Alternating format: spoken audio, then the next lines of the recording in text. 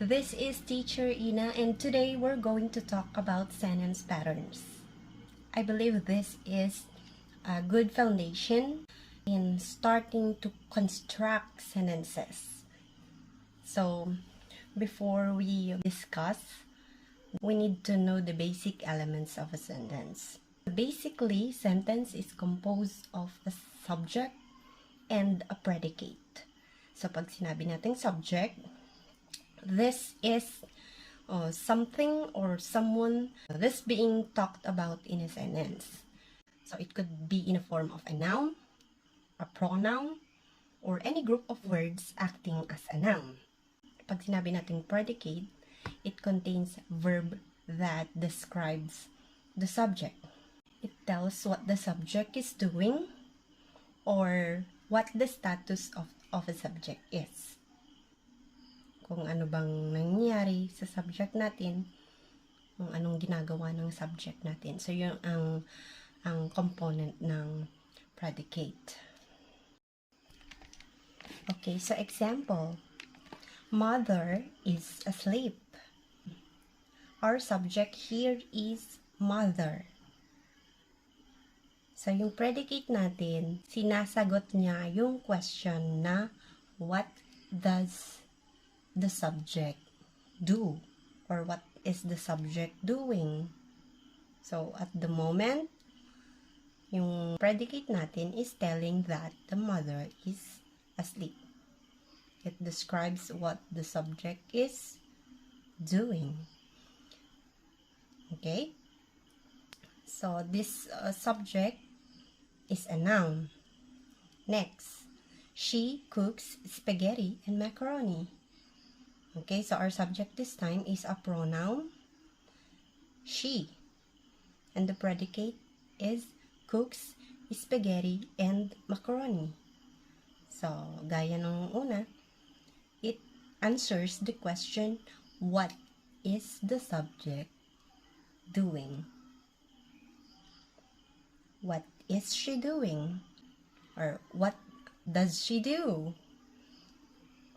She cooks spaghetti and macaroni. Aside from that, there are also terms that we need to understand because later on in the sentence patterns, you'll be encountering these terms. Gaya nito, verb. So, verb could be transitive or intransitive verb. Anong difference nito? So, pag sinabi natin transitive verb, it has an object. So, itong verb na ito, it needs an object to complete the thought of the sentence. So, it basically answers what. Oh, okay. So, one good example would be our previous example. She cooks spaghetti and macaroni. So, the verb cooks in that sentence is a transitive verb. It needs an object. Kasi pag sinabi lang natin, she cooks, parang bitin. So, to complete the thought of the sentence, we want to know, what is she cooking? So, the object would be spaghetti and macaroni. The transitive verb is cooks, and the object is spaghetti and macaroni. While intransitive verb does not need to have an object. So, kahit yung verb lang na yun, okay na yun. Pag ginamit natin tong verb na to, we don't need any other object.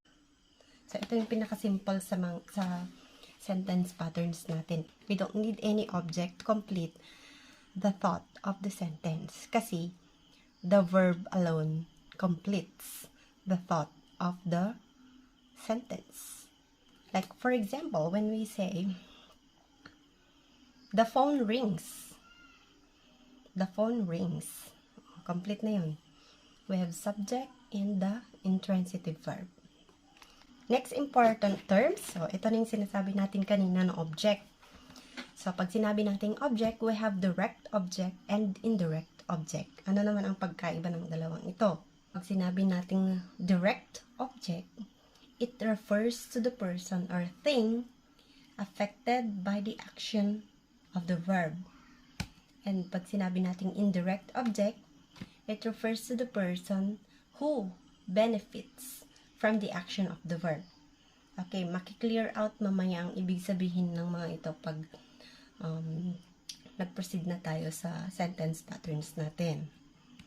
Next, we have complement. Ano naman itong mga complement na ito? We have two different types. We have the subject complement and the object complement. From the word itself, complement, it means it completes the sentence. Kino-complement niya, usually, kino-complement niya yung subject. Ito yon. For example, I am happy. So, the word happy there complements the subject I. It describes what the subject feels. So, basically, pag sinabi nating complement, usually, adjectives yung mga yan. While for object complement, ito naman yung example natin. I made her happy. So, paano naging object yan? Object complement.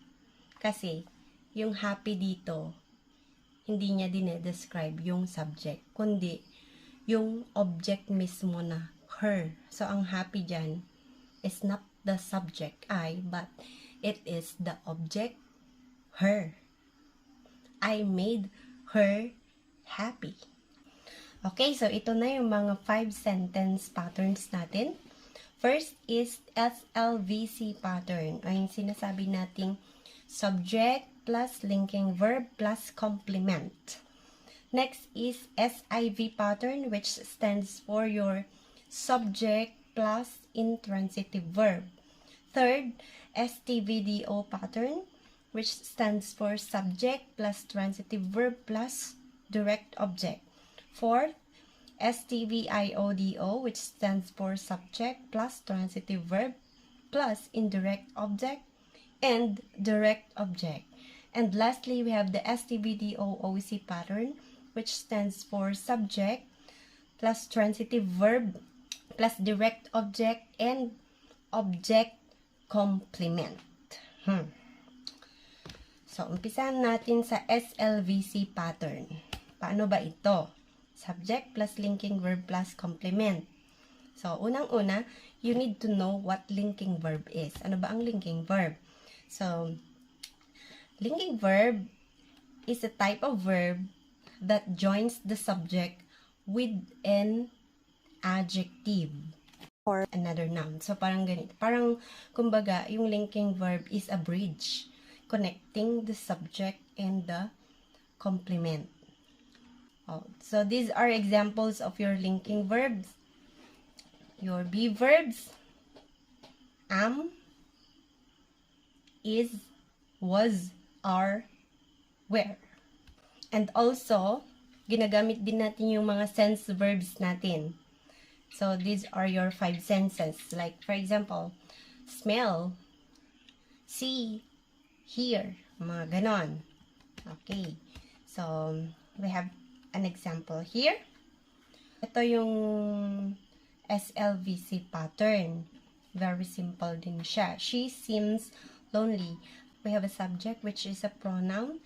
We have a verb, particularly linking verb, seems. And our complement, lonely, which is an adjective. Ito yung sinasabi natin kaninang subject complement. Yung adjective na lonely describes the subject, she, which is linked by the verb seems. Okay, next example. The food tastes awful. The food tastes awful. Our subject is the food, and our linking verb, tastes, and our complement is awful. Next, number 3. Remember that our subject could also be compound words. Ibig sabihin, it could also be more than just one, like this. Fruits and vegetables are nutritious foods. So our subject is fruits and vegetables. And our linking verb is are. Our complement, nutritious foods. Oh, compound sila. That's okay. Let's do this. Catherine is beautiful. What is our subject here? Our subject is Catherine. And our linking verb is. And the complement, of course, is beautiful. Alright, so easy, right? Okay, so let's have the SIV pattern. Subject plus intransitive verb. So, dalawa lang. We only have the subject and the intransitive verb. Example, the phone rings. Ito yung sinasabi natin kanina. Pag yung verb does not have an object, it is an intransitive verb. Kapag complete na yung sentence without using any object, that means that the verb is intransitive. So, the phone rings. Anong subject natin? The phone. And the intransitive verb, rings. Next, the book fell. The book fell. Our subject, the book. And the intransitive verb is fell. Okay? So, this is the SIV pattern. Next, STVDO pattern. Ito naman yung combination ng subject, transitive verb, and direct object. Example, my mother is cooking spaghetti. Okay. So, the subject is my mother. The transitive verb is cooking. Remember that verb can also be composed of two words. We have the helping verb and the main verb. So, in this case, we have two verbs which act as transitive verb in this sentence. Ito, is cooking. We have the helping verb is and the main verb, cooking. Bakit transitive verb ito? It has an object, spaghetti. Okay, usually the direct object is an answer to the question, what is the subject cooking? What is my mother cooking? So your direct object is the answer. Next na agad. We have your STVIODO, or the combination of your subject, transitive verb, indirect object, and direct object. Example, my brother gave me money. My brother gave me money. I-label natin ito. Subject is my brother. Transitive verb, gave. Indirect object, me. Direct object, money. Sabi natin kanina, the direct object answers the question what. So, in this sentence, it answers the question, what did my brother give? What did my brother give me? The answer is, your direct object, money. And also, sabi natin kanina, the indirect object is someone who benefits from the action taken by the subject. So, for this sentence, the indirect object is me. Ibig sabihin, ako yung nag-benefit in this sentence. And lastly, we have the STVDOOC, or the combination of your subject, transitive verb, direct object, and object complement. Alright, let's have this example. We painted the house pink. Our subject, we. The transitive verb is painted. The direct object, the house. The object complement is pink. It describes the direct object. So your object complement always describes your direct object, which is the house. So it tells the color of the house. Another example, she called me beautiful. Subject, she. Transitive verb, called. Direct object, me. And the object complement is beautiful. So yung direct object natin is me. It answers the question, who did she call beautiful? It's me.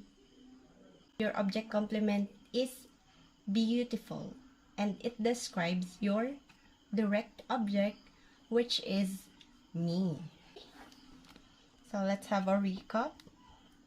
What are your 5 sentence patterns? We have SLVC, SIV pattern, your STVDO, STVIODO, and your STVDOOC. Okay, thank you. And if you like this video, please comment, like, and share.